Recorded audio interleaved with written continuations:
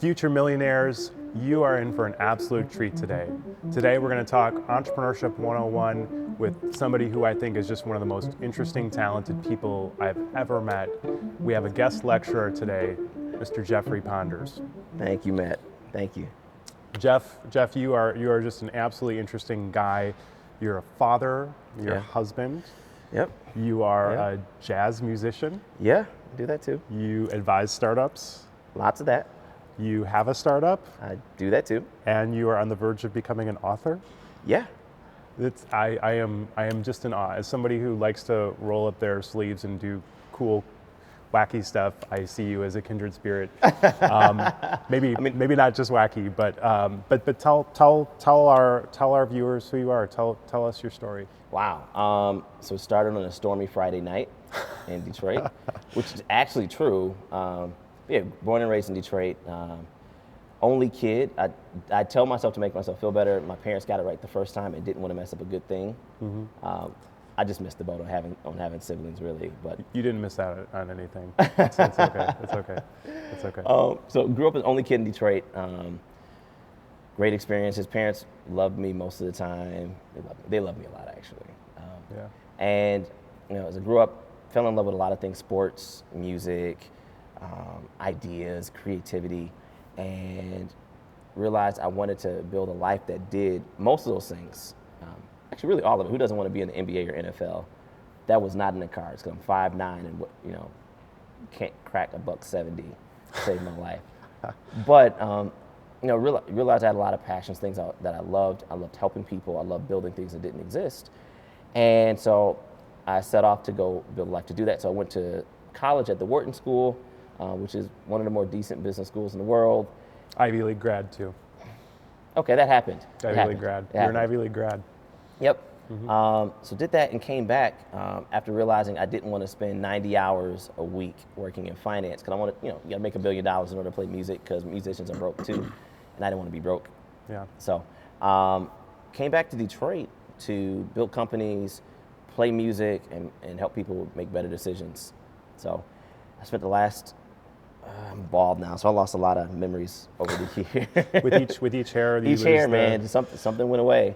But I spent the better part of almost 20 years now doing all of those things, and along the way got married, had 3 wonderful kids with an amazing woman, and it's been a really, really good ride. Oh, and then along the way built a career in advertising, doing strategy and innovation, and doing the same thing I would do with individuals and startups with really, really big companies.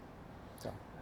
Jeff, I think when people think of entrepreneurship, it's been glamorized, fetishized. It's aspirational. What when you talk to entrepreneurs and you talk to just people on the street these days, what should people be thinking about when they think of entrepreneurship?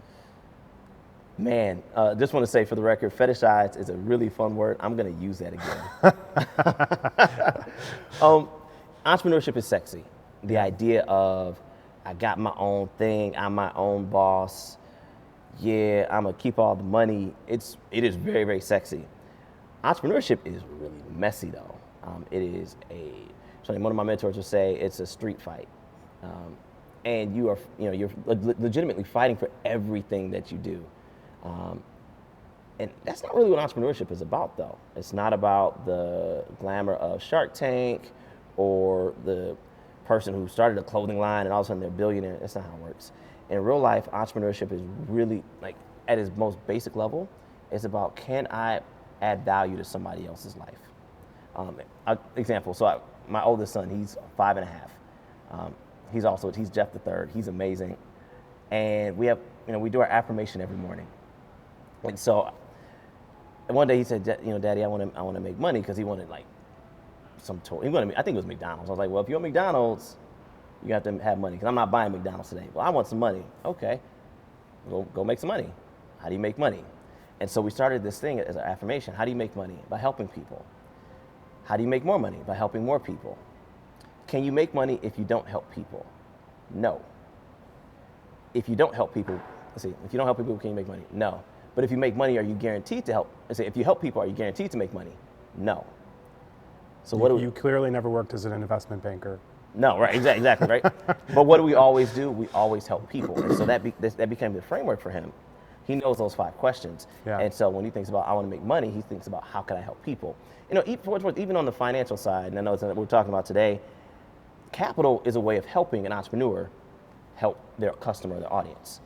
And so, as an entrepreneur, the thing you have to capture is, I'm here to help people. I'm here to add value to some part of their life. Whether it is B2C and I'm helping them look good by giving them clothes that feel good or make them feel good about themselves. As a food entrepreneur, I'm creating food that helps people build their bodies. Like, I'm helping somebody do something. Or even on the B2B side, I'm helping a company execute whatever their mission is. And so the very first thing I tell entrepreneurs is how are you helping people? How are you adding value to help them accomplish their missions? And then once you take that place, I mean, you realize that as an entrepreneur, I'm really a servant.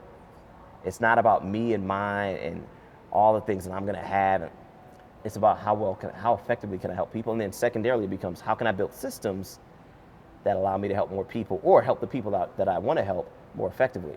And that's at the core of what entrepreneurship is. It's the ability to help people and do it in a way that's replicable and hopefully profitable. I really like that mindset, Jeff, because when I think of my own entrepreneurial journey, or I think of entrepreneurs that I've talked to, you know, more often than not, it's a very well-meaning person who's fallen in love with their own idea. And for me, I think that's kind of like the antithesis of what you just said. Yeah. Because it's saying, you know, my vision or my version of this product or solution is a superior product or solution, instead of really kind of getting out of your own head and trying to deliver value to that other person. It's funny you said it's the narcissism of entrepreneurs in a lot of cases. Yeah. It's funny, we're working on a business right now, and we came into it with a hypothesis. We came in with the idea of, this is a better solution. This solves a problem that our customers believe they're solving, whether they think about it as a problem or not. And what we're finding is, hey, the way we were approaching it, that we thought is the better way, the best way to do it, may not quite be it. And so while we did what's called customer discovery, we talked to customers and had insights, we're finding that the solution that we concepted, we're having to take different approaches to figure out how to better solve the problem in a way where it's not because we think it's better, but it's because it's what the customer wants, which is way more important than what you or me as an entrepreneur want to give them. Like, Matt, you may tell me, I may say, Matt, right now, I want to give you a cup of boiling oil. It's amazing. You need this. And you're like, dude, I don't want that, but it's gonna make you, look, you want the floor to be black, just pour the oil on the floor and it's black. I'm like, yeah, but I don't want to slip and bust my butt. Like, yeah. I don't want what you're trying to give me, even though I think it's the best solution for right now. Yeah. So Jeff, you talked about kind of the street fighter mentality, and you know, you and I off camera have shared our kind of our wounds or scars, but you know, I don't think for the normal people there is just that glamorized vision or fetishized vision of entrepreneurship. But can you talk about a story either for you personally or for a client you've had that is a cautionary tale, or maybe being a little vulnerable about something that you've experienced that really puts a punctuation point on how hard entrepreneurship can be? Ooh, yes. Fortunately / unfortunately, I have lots of stories, both mine and others. I'll give one of mine first. So my first,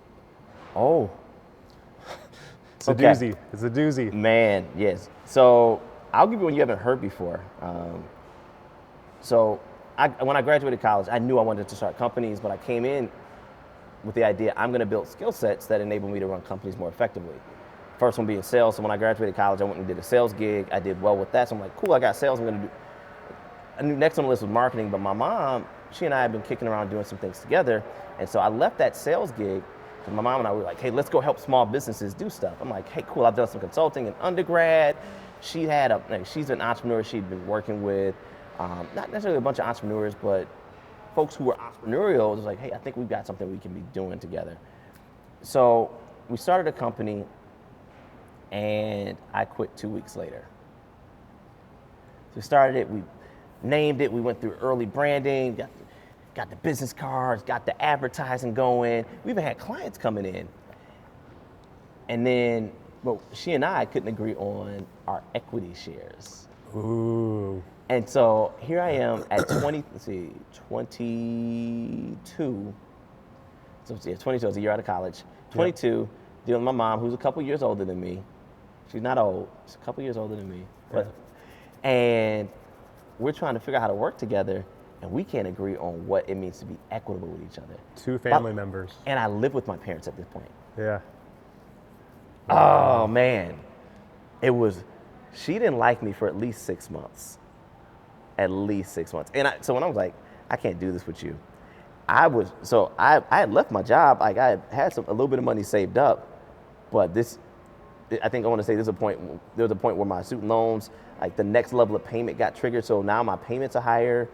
I was doing some tutoring for capital. So I had like a little bit of income, but it was not the same from what I was making before and what we forecast to make. So, and then, I'm cash strapped now. My mom is pissed off and I have to see her every morning. Yep. You had an argument. I think that's a common argument where people fight about equity in a company that at that point in time is worth $0. Worth nothing. Worth $0. Nothing. You're now, like, I want my share of nothing. You know. But what was important though was the principle of how we valued each other. Yeah. And both value and experience and expertise. And I still believe that I was on the right side of that conversation, which was I was like, I'm willing to walk away because I valued myself enough to not take a pittance. I mean, these things, we're all ego-driven creatures, and we all have our boundaries. Yeah. Or not. Or not. Set your boundaries.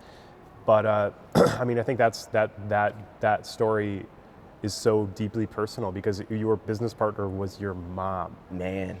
And now, oddly enough, I consult her all the time on how she manages her business. You say, you should really give your partner more equity. Oddly enough, we've actually had that conversation on another venture she did. I love it. I love it. So Jeff, I think of you as like the consummate consultor and advisor. I know you're working on your own startup, and we can talk about that. But if somebody's watching this and they're thinking to themselves, they think that maybe someday they want to take the plunge and go out into the great unknown. If they were, 6 days or 6 months or 6 years away from getting ready for taking that plunge, what advice would you give them? What suggestions would you have for them to help them move forward or get out of the chair, so to speak? Yeah. Entrepreneurship is a contact sport. It does not happen by just sitting in a chair and thinking. Now, there are lots of things you can do is sit in a chair, but even coding, like you sit in a chair and actually get on a laptop or a computer and do the work. Mm-hmm. You have to do the work. It will not happen if you don't do it. That's the very nature of entrepreneurship is I'm going to create something that didn't exist before, which means I have to do something that somebody else hasn't done before, or at least have to put other people in position to do something that has not been done before. Even if I'm doing the same thing somebody else has done, we haven't done it, and the market hasn't seen the product we're offering. So you have to do work. You have to do work. So that's one. If you're not willing to do work, don't do it, because it won't happen until you do it. Okay. 2, all of our ideas suck. They all suck. Even if you have the most amazing idea, like, oh my God, it's brilliant, it probably sucks. And maybe not at the top level, it may be it may be parts of it that suck. And your job as an entrepreneur is figuring out how to make this idea or the solution that I see, how to make it work. I've got to find the parts that suck and make them not suck. Whether it's we need the right team, we got the right team, but we don't have the right system. We got the right team and the right system, we don't have the right product. We got all those things, but we don't have enough money to actually get it in front of people because we've got this amazing thing that nobody knows exists. You're figuring out how to make the parts that suck not suck, such that the customer can receive it. So, 1, I would tell them you have to do stuff. 2, don't think too highly of your idea. Love your idea, it's fun, it's cool. Like, appreciate your idea, but recognize that your job is to make the idea suck less. No, I agree with that. So prepare for hard work and don't be married to your idea, and kind of go through that process of stress testing your idea. Yeah, and the third thing, which I found to be really important in the work that I've done with entrepreneurs, is be more in love with the problem than the solution, which is connected to the second part. You've got to love the problem. There are a million ways to help somebody get across the street. If I just want to walk across the street out there, me building a car to go walk 20 yards probably isn't worth the money or the time. But some comfortable shoes is. Or a scooter. I love scooters, by the way. Have you ridden scooters? I have. Oh my God, they're so much fun. I think they're death traps, but they are fun. they're very fun. But, were you afraid to go too fast? I'm like a recovering motorcycle rider, and so And you call the scooter the death trap? I know, right? Like it's just like I went at the age of 30, black Ducati, 40, black Volvo. That's like me. That's like my life. That's my life, Jeff. That's my life. That right there sounds like a bite. That sounds like a book. That's what I call it. It sounds like a book. From Ducati to Volvo. Ducati to Volvo in 10 years. How I turned into an old man in 10 years. Yes, the aging gracefully by Matthew Rowling. Oh man. So our show, Personal Finance with Professor X, is very focused on helping people have healthy relationships with money, and so all the guidance and advice you gave is spot on, textbook answer. But when it comes to the financial capacity of entrepreneurs, and not all entrepreneurs are come out of the womb equal, right? Yeah. If you have if you have a lot of wealth in your life, then good for you. You have a lot more ability to absorb risk, Right. And not for most of us, that's not the case. When you're thinking about preparing to become an entrepreneur financially, what would you like to see people do before they kind of take that plunge? Yeah. So we talked about entrepreneurship as a contact sport. It's also an expensive sport. And you generally spend a whole lot more money before you make money. So number one thing, it's understanding your own P&L. Your business is really, it's an extension, or it's effectively an extension of your personal life, especially early on. And if your personal financial scenario is not well understood and managed, it's going to be your own money. Your own money. If it's not well managed, it's going to be really hard to do it in the business. Even if you have partners who are more responsible than you, you're not going to know not just about the risk to take for the business, but just when to say, hey, I can't right now because if your mortgage is going to go into foreclosure, or your rent's going to, you're going to get evicted. You got to understand so you can make smart decisions on how you balance your time and energy. So one, understand your own P&L. Two, get really, really, really lean with your expenses. It's very, very hard. So entrepreneurship is like a baby, and it pulls on your attention and your energy and your resources. And if you have other things that are also pulling in the opposite direction, it's going to be hard to give to the business what it needs in order for it to move forward. Example, if you have a Ducati, a Harley, and you've got a Rolls Royce, and you finance them all, and so let's say you're putting out $8,000 to $10,000 a month to pay for your cars and bikes. Having a heart attack right now just thinking about it. I'm thinking about the insurance. Actually. Oh, right. Yeah, the insurance. We'll wrap insurance in there. We'll just say insurance is included. Yeah. So I got $10,000 a month going out for my vehicles, for my modes of transportation. I don't need those things, and let's say, the business isn't making the money in order for me to cover all the notes of those things. Yeah.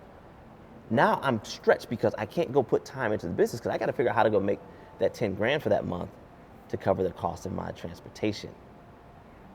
It directly takes time away that I need to be investing in the business, let alone if the business is requiring funds too, and it probably is, and those funds are going to cover my fun toys. So get lean, cut out the expenses you don't need, eat smarter, cook more, go out less. If you drink less, or not at all, or don't go to the bar to drink. If just whatever you can do to cut your expenses to what you need in order to survive, and have enough comfort that you don't despise life. Right? Because we often hear advice that says just have the bare essentials and nothing more. But if you hate waking up every day because you don't have anything fun, you also become a bad entrepreneur too. One of the things I've noticed, Jeff, about successful entrepreneurs, and it doesn't matter if they studied marketing or they studied, chemistry or they never even went to college, Yeah. is that they find a way to become really good at what I call like business math. And so, Yeah. They understand covering overhead and they understand margins. Yep. And they understand break-even analysis. Come on, man. And this is just this, like, they find a way to learn it. Like, they don't, I don't know if they take accounting classes or they just start drawing on the back of envelopes. But even, some of the best entrepreneurs that I've ever met who might have never even seen an accounting textbook, they just kind of, They get it. they figure it out real Yeah. fast. Because if you don't understand break-even and you don't understand margins, your business could be losing money and No idea. you have no idea. Yeah. And so they just find a way to get good at that business math, that raw business math. Yep. So, how do most people, and I know we're kind of playing really fast and loose with entrepreneurship as a big Sure. ball of wax, but when people decide to take that plunge, how do they pay for their business? How do they usually fund it? All right, so I'm gonna have fun with this. Yeah. So I think the number one way to pay for your business right now is OnlyFans.com. I'm not You're I'm not not- serious. I'm not serious. Okay, good. I think we've had multiple OnlyFans jokes on this show, so that's okay. It's like I had an old student of mine tell me that I should go on there, and that would be a more profitable. That's way for me. you can be Professor X on OnlyFans. I'm too old. I mean, nobody hey. wants to see that. Man, yeah, that is hilarious. No one wants to see that. What what's crazy is as much as we can joke about it, that might be a way that somebody's financing a business.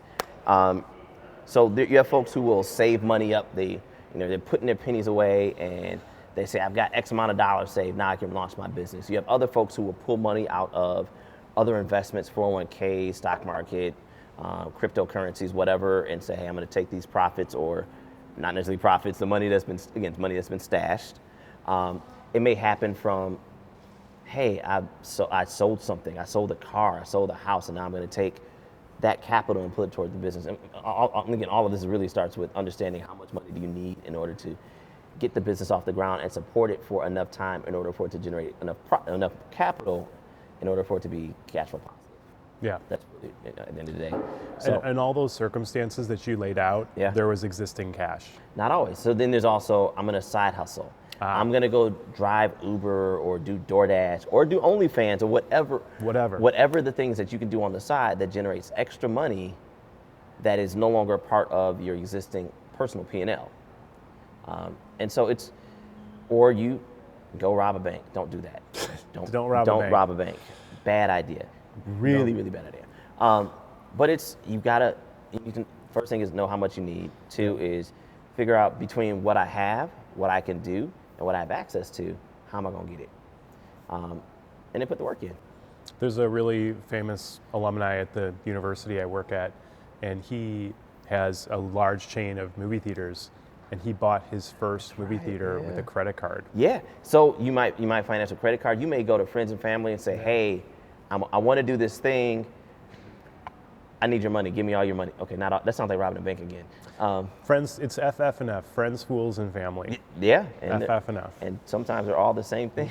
Sometimes they're all wrapped into one. Yeah. But it's really, I need this X amount of dollars, and you're uncovering all the rocks to figure out how you're going to get it. Whether it's financing through debt, financing through asking friends and family. If it is, I'm going to go hustle and figure it out. If it's, I'm going to go sell some stuff.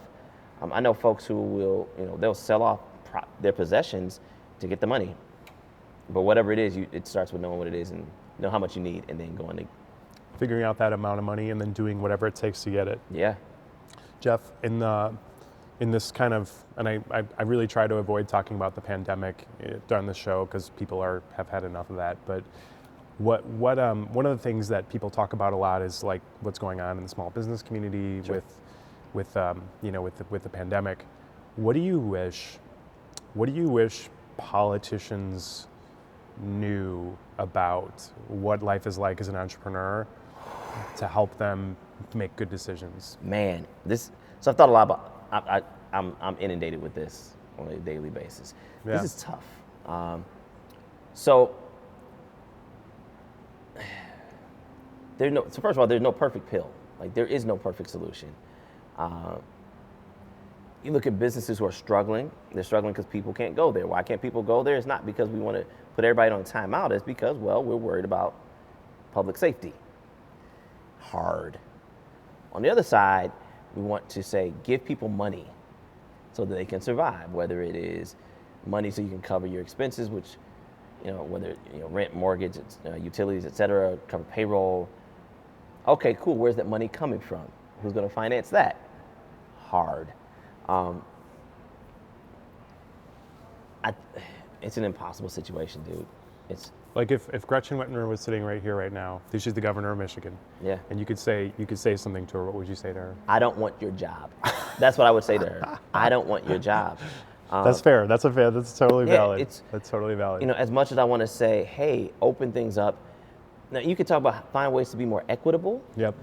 Example, restaurants can't open for sit down food, but we have folks who go to Target and Meijer, and because they can't go sit down and eat, I'm gonna spend an hour in Target or Meijer because I have nowhere else to go. And so there's ways of looking at balance, and I understand, like it's an impossible job, man. Like Gretchen, I don't want your job. And if anything, I'd say look at being equitable in how people move and the behaviors they take. So, for example, I go to the gym every day. I love it. I'd love to go sit down at a restaurant, but I'll spend more time in the gym. However, like I'm at the gym and I'm also masked up. I wipe all kind of stuff down. Like I am really responsible with how I am in the gym. And most of the folks, first of all, most people aren't going to the gym, and the folks who are 95%, 98% are being responsible too. And it's different being in the gym with a mask on and nobody's taking it off than being in a restaurant and taking a mask off to eat and talk. Yeah. So it's impossible situations, and it's hard. Like nobody wins right now. No, I know. It's a dark time right now. And even if we start talking about the mortgage holders and utility companies who still have to get paid, or who are still getting paid effectively from the government as a pass through, it's like I can't tell you not to get paid, and now it's an impossible situation. Yeah. So before we sign off, you're working on your own startup. Is there anything that you'd like to plug or talk about in your own entrepreneurial world? Yeah. So I don't know. So we started a company called Steemster in the middle of a pandemic.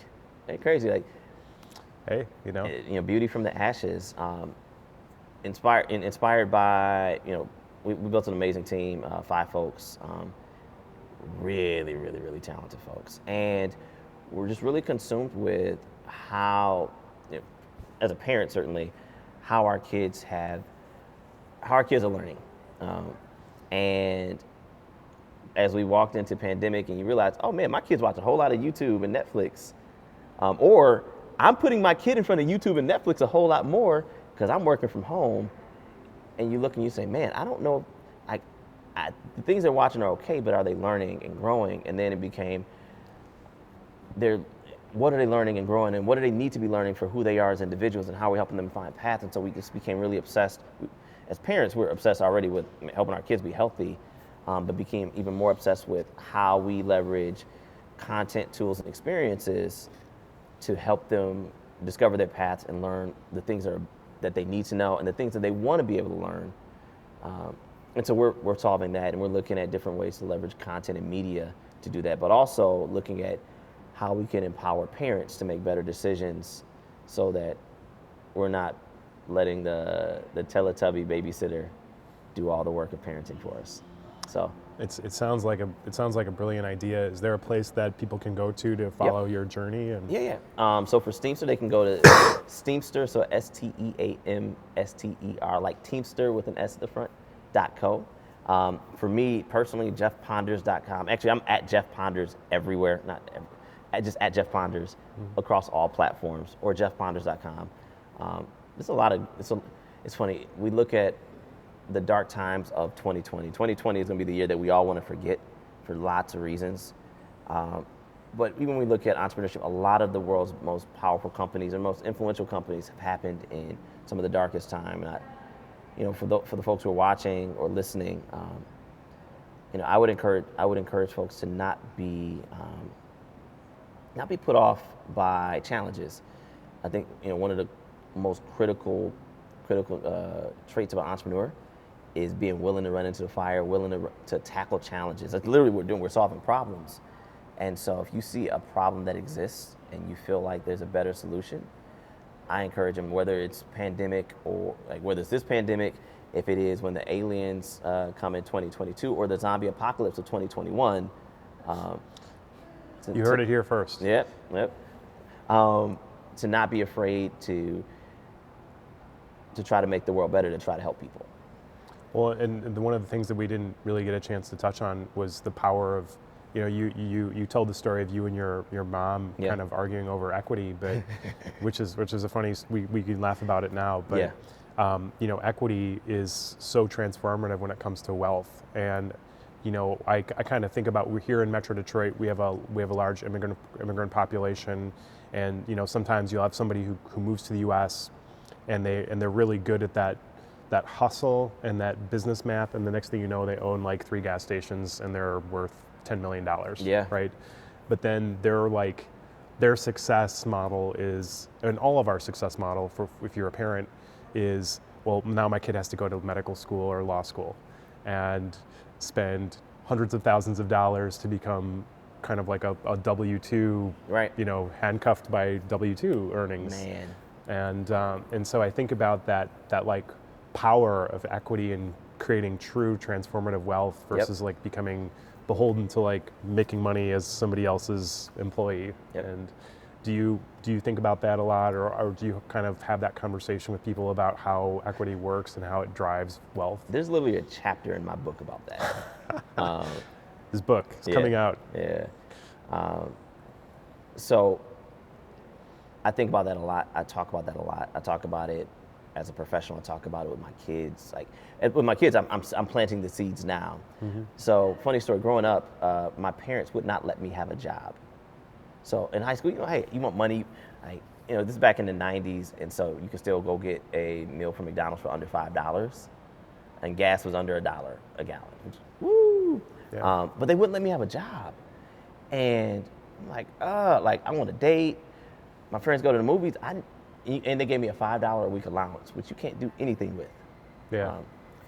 And so, I hustled. I started a landscaping business. I made cookies and cheesecakes. I was a baker and sold them at school. My cookies were amazing, by the way. I imagine. They were really, really good. Well, you learned they were bad, and then you learned quickly why they were bad. They weren't bad. They were never bad.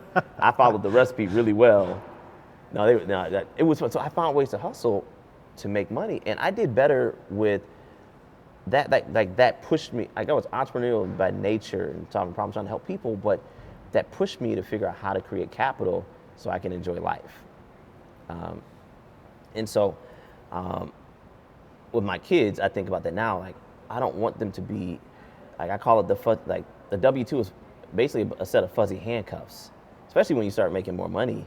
And you're like, please lead me into the dark. I'm sure it's going to be a good time. And it's not always.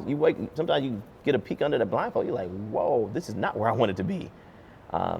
And so, equity is. It's such an important thing. I think I believe everybody should own something, and not just about alternate streams of income. Ownership matters. Ownership offers leverage. It gives you the ability to make decisions that you can't when you're beholden to somebody else. So, yeah, I'm a big believer in preaching equity, but also having equity that's worth something. It's real easy. There's a lot of folks out there. We talked earlier about, we'll call it startup porn. And there's a whole lot of folks out there who are like, I'm a CEO, I'm a boss, and cool. They have the business cards to show. They got the business card to show it, and I got an Instagram page. And I got the Instagram page. Yeah, then it's real. But there are no transactions. Yeah. And even if there are transactions, there's nothing true. You don't have something that somebody finds valuable enough that they might possibly spend money to buy it from you, or that you can go borrow against it so you can do something else. So yeah, I think people need to own things that think those things need to be valuable, and since everybody's not designed to be an entrepreneur, like crazy people are entrepreneurs. Yeah. It is what it is. It's crazy to 100%. go do some stuff that requires you to take resources that could otherwise be put to really, really good, comfortable, safe use to do something risky that could cause you to lose it all. Yeah. It's crazy. If that's not how you're wired or built, great. Go capture equity in something something from a crazy person, Yeah. from another entrepreneur. By someone else's crazy. Buy their crazy, invest in their crazy. Yeah. I mean, there are tons of ways to do it. It could be as simple as buying in the stock market, or you have a friend who wants to open up a nail salon. All right, cool. Give them. If you got $5,000, give them $5,000 and own a piece of the equity. Mm-hmm. And also, you got to participate if you put money. If you put money in, like, do what you can to help it be successful. But still, like, have equity in something, and it gives you options that you otherwise wouldn't have. So Jeff, my kind of revised vision in these videos is that I'm trying to kind of send a message in a reverse time capsule for my like 22, 23, 25-year-old self. So what if you saw a 24-year-old Jeff Ponders on the street right now, what would you tell him? You're gonna be okay. You're gonna lose some money, you're gonna make some money. Walk the path and don't try to do it alone. Don't try to do it alone. That's it. What an amazing thing for us to end on. It's been such a pleasure having you on Personal Finance with Professor X. My guy. And I hope all of you, I hope the craziest of you take what Jeff said to heart and walk your own path and find your own truth. And if you think you have the bug, you have it. And the only cure is to go try and start your own. Do it. Just go do it. In fact, actually, before we go, I want to plug this. So this is actually one of my clients, company called You Melanin. Deirdre Roberson, amazing entrepreneur. She's a person who went out and did it, and is doing great. So that's the best. You're eating your own dog food. You're supporting your clients, and all of us right now with everything going on in the world, it's a really good time to find people who, if you're not a crazy person and you're not going to do something crazy, go support people who are doing crazy things.